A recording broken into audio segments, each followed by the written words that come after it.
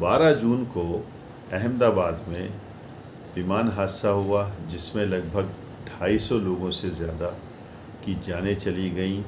इस दुख की घड़ी में हम उन सब जिन लोगों ने इसमें जानें गंवाई हैं उन सब को श्रद्धांजलि देते हैं और दुख व्यक्त करते हुए संवेदना प्रकट करते हैं कि इस प्रकार के हादसे आखिर होते क्यों। हमारा ये सवाल है कि आखिर इस प्रकार के हादसे होते क्यों। दोस्तों, बहुत कम समय में आपसे बहुत ख़ास बात करनी है, बस इस वीडियो को पूरा देखिए, स्किप मत कीजिएगा। देखिए, आप सब जानते हैं कि आजकल जो सरकार ने ट्रैफिक नियमों को लेके जो रूल्स रेगुलेशंस जो बनाए हैं वो बनाए जनहित में ही है, जनता की सुरक्षा के लिए है और उन पर अमल करने के लिए उन्होंने अपनी जो कार्य प्रणाली है वो भी उसके अंदर तय कर रखी है। अपने आदमी लगा रखे हैं, जो उनके एम्प्लॉइज़ हैं वो काम करते हैं, आरटीओ, पुलिस डिपार्टमेंट और दुनिया भर के लोग तमाम काम करते हैं उसके लिए, ताकि लोगों को बचाया जा सके, ताकि लोगों की ज़िंदगियों को बचाया जा सके। देखिए, यहाँ पर दिल्ली जैसी जगह में, जैसे कि आप सब जानते हैं कि डीज़ल की 10 साल की गाड़ी को अलाउ किया जाता है, पेट्रोल की 15 साल की गाड़ी को अलाउ किया जाता है, जबकि अब तो नए मानकों के हिसाब से या नई नीति जो बनाई जा रही है तो उसमें जो हमारे संज्ञान में है वो पता चला है कि पेट्रोल की गाड़ी का 10 साल का टाइम किया जाएगा और डीज़ल की गाड़ियों के टाइम को और घटाया जाएगा। 10 साल बाद डीज़ल की गाड़ी को कंडेम करने का मतलब ये है कि वो अब पब्लिक के लिए कारगर नहीं रही। 10 साल बाद अगर किसी गाड़ी को सरकार की तरफ से कंडेम किया जाता है तो इसका मतलब ये है कि वो अब जनता के लिए नहीं रही, जनहित में नहीं रही, इसलिए उसको कंडेम कर दो, उसको बेच दो। तो ये 11 साल पुराना बोइंग आखिर जनता के लिए क्यों इस्तेमाल हो रहा था, जो हवा में उड़ता है, जिसके अंदर कोई ऑप्शन नहीं है, ख़राब होने पर कोई बचत नहीं है, कोई बचाव, यानी हवा में जो चीज़ ख़राब हो जाए जिसकी बचत का कोई खाना ना हो, कोई बचाव का कोई रास्ता ना हो, उसके ऊपर इतना रिस्क क्यों लिया जा रहा था। और ये बोइंग जो हादसे का शिकार हुआ, आपने देखा कि कितनी वीडियोस आई हैं जिसमें पैसेंजर ने बताया, जिन्होंने हालिया सफ़र इस बोइंग से किया था, इस जहाज़ से किया था, कि किस तरह से इसका एसी कभी काम नहीं कर रहा था, कभी इसकी लाइट काम नहीं कर रही थी, कभी इसके बटन काम नहीं कर रहे थे। तो एक बार तो उन्होंने पहले कहा था कि फ़्लाइट एक पैसेंजर के अनुसार के जब वो कहीं जा रहे थे तो उन्होंने कहा कि फ़्लाइट 1 घंटे बाद उड़ेगी, फिर 2 घंटे, फिर 3 घंटे, उसके बाद फिर कैंसिल करना पड़ी और सारे पैसेंजर्स को जो है फिर उन्हें एक 5 सितारा होटल में ठहराना पड़ा और दूसरे दिन उस फ़्लाइट को ठीक करके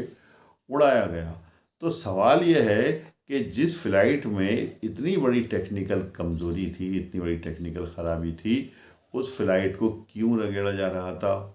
उस फ़्लाइट को क्यों खींचा जा रहा था, उस फ़्लाइट का क्यों इस्तेमाल हो रहा था। क्या ये जहाज़ी कंपनियां जो हैं, ये जो जहाज़ चलाने वाली कंपनियां जो हैं या बनाने वाली कंपनियां जो हैं, इंसानों की ज़िंदगी से इस तरह खिलवाड़ करती हैं।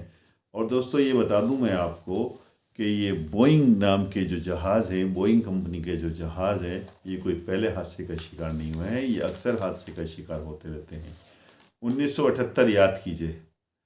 अगर मेरी उम्र के लोगों को तो याद होगा, शायद मुझसे छोटे वालों को याद नहीं होगा, तो वो गूगल पे सर्च कर लें। 1978 में सम्राट अशोक नाम का एक बोइंग जहाज़, जिसमें लगभग 1978 में ये बात है, और इसका जो नंबर ही बता दूं, बोइंग 747 सम्राट अशोक नाम का, ये एयर इंडिया की फ़्लाइट नंबर 855 थी, जो सांता क्रूज़, उस वक्त सांता क्रूज़ हवाई अड्डा हुआ करता था, जिसको अब छत्रपति महाराज शिवाजी इंटरनेशनल हवाई अड्डे के नाम से जिसको जाना जाता है, उसने वहाँ से उड़ान भरी थी और उसमें लगभग 213 लोग, क्रू मेंबर समेत 213 लोग, वो सब के सब उसके अंदर अपनी जान गंवा चुके थे। हादसा बिल्कुल सेम ऐसे ही था। यहाँ पर यह हुआ कि जहाज़ उड़ा और उड़ने के बाद में बराबर में जो मेडिकल कॉलेज था उसकी बिल्डिंग से जाके टकरा गया, और जिसकी मैं बात कर रहा हूँ 1978 में जो बोइंग सम्राट अशोक नाम का जो जहाज़ था, वो सांता क्रूज़ एयरपोर्ट से उड़ा और उड़ने के बाद हाइट पे जाकर वहाँ पर अरब सागर में, यानी वो जो समंदर जो वहाँ पे चल रहा है, समंदर का एरिया जो है, वो वहाँ पर जाकर ऊपर उड़ा और आग के गोले में तब्दील हुआ और उसमें जाकर गिर गया, क्योंकि वो बहुत हाइट पे जाके गिरा था आग के गोले में तब्दील हुआ था, तो उसमें सबके सब मर गए थे। मारे तो इसमें भी सबके सब हैं, बल्कि ये जहाँ पे गिरा है और लोगों को भी लेकर गया है साथ में, लेकिन एक आदमी जो जिंदा बच गया वो कुदरत का करिश्मा है। वो जो कहते हैं कि जाफर आंखें साइयाँ मार सके ना कोई, तो जिसको ऊपर वाला नहीं चाहता है उसको तो कोई मार ही नहीं सकता। बहरहाल वो किस तरह से बचे, किस तरह से क्या हुआ, वो आपने सब कुछ देखा है। लेकिन यहाँ सवाल ये है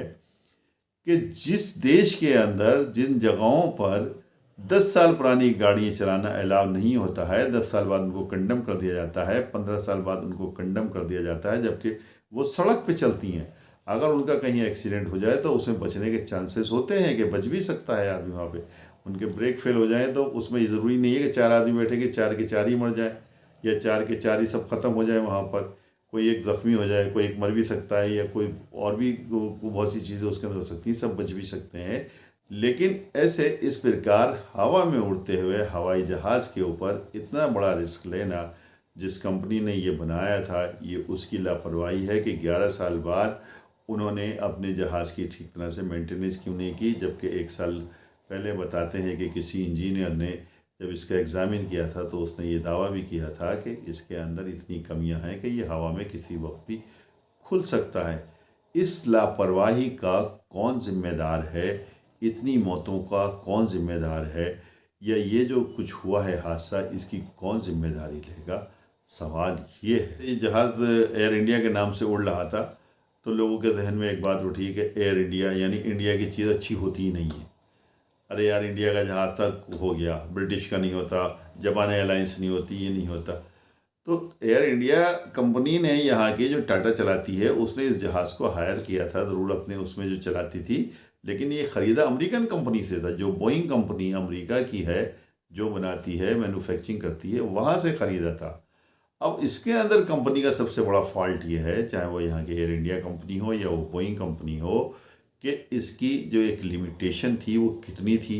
जब इसे मैन्युफैक्चरिंग किया था तो उसको कितना समय इसको था कि कितने समय तक ये सही काम करेगा, या कितने समय तक इसकी सर्विस ली जा सकती है। दूसरा सवाल ये था इसके अंदर कि अगर ये जहाज़ जो है 10 साल तक की सर्विस का था, तो 10 साल तक इसकी मेंटेनेंस क्यों नहीं होती रही?